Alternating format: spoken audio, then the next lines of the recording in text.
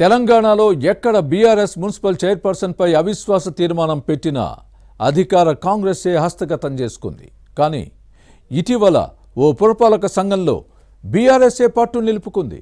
హస్తం party MLA ఉన్న చోట గులాబీ దళం నెగ్గడం ఏంటన్నదే ఇప్పుడు చర్చ. పైగా కారు పార్టీ కౌన్సిలర్ మున్సిపల్ చైర్పర్సన్గా గెలిస్తే కాంగ్రెస్ వార్డు సభ్యులు కూడా సంబరాలు చేసుకోవడాన్ని ఎలా అర్థం చేసుకోవాలి? హస్తం పార్టీ వ్యూహం వేరుగా ఉందా? కాంగ్రెస్ సహకారంతోనే బీఆర్ఎస్ చైర్పర్సన్ గెలిచారా? ఇంతకీ ఏదా మున్సిపాలిటీ చైర్పర్సన్ ఎవరు? తెలంగాణలో కాంగ్రెస్ అధికారంలోకి వచ్చిన బీఆర్ఎస్ ఏలుబడిలో ఉన్న మున్సిపాలిటీలు, నగరపాలక సంస్థలు హస్తగతమయ్యాయి. కానీ పాలమూరు జిల్లా జడ్చర్లలో మాత్రం ఇందుకు భిన్నంగా జరిగింది. అధికార పార్టీ ఎమ్మెల్యే ఉండి కూడా పురపాలక సంఘం చేజారిపోయింది. దీని వెనక శాసనసభ్యుడి వ్యూహం ఉంది. ప్రతిపక్ష బీఆర్ఎస్ఏ మున్సిపాలిటీలో పట్టు నిలుపుకుంది. కారు పార్టీ కౌన్సిలర్ కోనేటి పుష్పలతను చైర్పర్సన్ గా ఏకగ్రీవంగా ఎన్నుకున్నారు.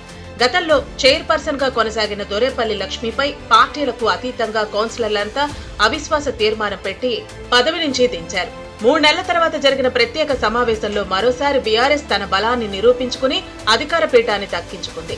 కౌన్సిలర్లు పార్టీ మారకుండా బీఆర్ఎస్ అంటిపెట్టుకుని ఏకతాటిపై నిలిచి తమ బలాన్ని నిరూపించుకున్నారని అనుకుంటే పొరపడినట్టే.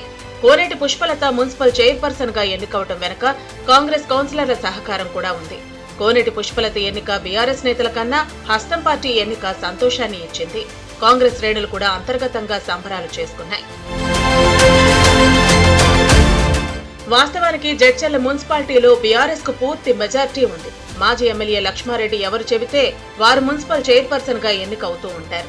అలా లక్ష్మారెడ్డి ఏళ్ల తరబడి తన అనుచరుడిగా ఉన్న టైగర్ నరసింహ భార్య శ్రీశైలమ్మను మున్సిపల్ చైర్పర్సన్ గా ఎంపిక చేసేందుకు ప్లాన్ చేశారు. కౌన్సిలర్లను అందరినీ హైదరాబాద్ శివార్లో క్యాంపుకు తరలించి శ్రీశైలమ్మ అభ్యర్థిత్వం గురించి ప్రస్తావించారు. అయితే చప్పట్లు కొట్టాల్సిన కౌన్సిలర్లందరూ తమ నాయకుడి మాటను ధిక్కరించారు. శ్రీశైలమ్మ తమకు ఆమోదయోగ్యం కాదని తేల్చి చెప్పారు. దీంతో చేసేదేమీ లేక లక్ష్మారెడ్డి చైర్పర్సన్ గా ఎవరుండాలో మీరే నిర్ణయించండి అంటూ కౌన్సిలర్లకు ఆఫర్ ఇచ్చారు. కోనేటి పుష్పలత వైపే మొగ్గు చూపారు. ఆర్థికంగా బలమైన నేత కావటంతో తమను అన్ని విధాలా ఆదుకుంటారని ఈమె పేరును ప్రతిపాదించారు. ఒకవేళ కోనేటి పుష్పలతను కాదని మాజీ ఎమ్మెల్యే లక్ష్మారెడ్డి శ్రీశైలమ్మకే తన మద్దతు తెలపాలనుకుంటే పార్టీలో సంక్షోభం ఏర్పడే అవకాశం ఉండేది. చాలా మంది కౌన్సిలర్లు గులాబీ కండువాను వదిలి కాంగ్రెస్ తీర్థం పుచ్చుకుంటారన్న చర్చ సాగింది. దీంతో జాగ్రత్త పడ్డ మాజీ ఎమ్మెల్యే లక్ష్మారెడ్డి ఒకవేళ తను శ్రీశైలమ్మనే ఎన్నుకోవాలని గట్టిగా పట్టుబడితే ఉన్నపళంగా కౌన్సిలర్లంతా దూరమై కాంగ్రెస్ లో చేరే అవకాశం ఉందని గ్రహించారు.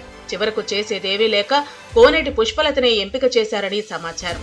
అయితే కోనేటి పుష్పలత భర్త నరసింహ ఎలాగైనా మున్సిపల్ చైర్పర్సన్ గా తన భార్యను గెలిపించుకోవాలన్న పట్టుదలతోనే ఉన్నారు. ఈ నేపథ్యంలోనే ఇటు కాంగ్రెస్ నేతలతోనూ టచ్లోకి వెళ్లినట్టు ప్రచారం జరిగింది. జడ్చర్ల ఎమ్మెల్యే అనిరుద్ధ్ రెడ్డితో పాటు మరో ముఖ్య నేతతో కూడా సన్నిహిత సంబంధాలు పెట్టుకుని పావులు కదపాలనుకున్నారు. ఇదంతా గమనించిన లక్ష్మారెడ్డి తన ఆధిపత్యాన్ని బహిర్గతంగా నిలుపుకునేందుకే కోనేటి పుష్పలత వైపు మొగ్గు చూపారని సమాచారం.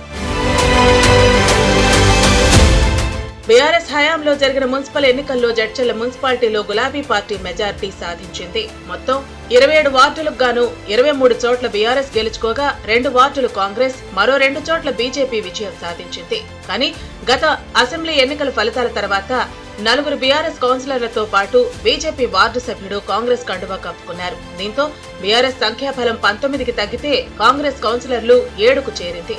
కారు పార్టీ 19 మంది కౌన్సిలర్లలో కొందరు హస్తం పార్టీ తీర్థం పుచ్చుకునేందుకు రెడీ అయ్యారు. కానీ జడ్చర్ల ఎమ్మెల్యే అనిరుద్ధ్ రెడ్డి ఇతర పార్టీల నుంచి ఎవరిని తమ పార్టీలో చేర్చుకోనని తేల్చి చెప్పారు. తన కోసం ముందు నుంచి కష్టపడ్డ కార్యకర్తలకు అన్యాయం చేయనన్న మాటపై నిలబడ్డారు.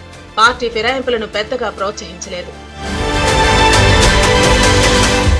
దీనికి తోడు మున్సిపల్ చైర్పర్సన్ గా కాంగ్రెస్ కౌన్సిలర్ ఉంటే జడ్చర్లలో మరొక రకమైన పవర్ సెంటర్ ఏర్పడుతుందని భావించిన ఎమ్మెల్యే అనిరుద్ధ్ రెడ్డి జాగ్రత్త పడ్డారు. కానీ ఎమ్మెల్యే టచ్ లోకి వెళ్లిన మున్సిపల్ కౌన్సిలర్లు ఒకవేళ తమకు కావాల్సిన అభ్యర్థిని చైర్పర్సన్ గా ఎంపిక చేయకపోతే స్వచ్ఛందంగా పార్టీలోకి వస్తామని చెప్పారు. కాంగ్రెస్ తరపున చైర్పర్సన్ గా ఉంటామన్నట్టు సమాచారం. అలా ఎమ్మెల్యే అనిరుద్ధ్ రెడ్డి కూడా చైర్పర్సన్ విషయంలో సహకరిస్తానని చెప్పినట్టు టాక్. మరోవైపు చైర్పర్సన్ పేరును బీఆర్ఎస్ సీల్డ్ కవర్లో జడ్చర్లకు పంపించింది. కారు పార్టీ ప్రతిపాదించిన పేరు ఎమ్మెల్యే అనిరుద్ రెడ్డికి ముందుగానే కొందరు లీక్ చేశారు. చైర్పర్సన్ గా కోనేటి పుష్పలత ఉంటారని కొందరు ముఖ్యులతో ఎమ్మెల్యే చెప్పారట. జడ్చర్లలో బీఆర్ఎస్ చైర్పర్సన్ గెలిచినా చక్రం తిప్పింది కాంగ్రెసే.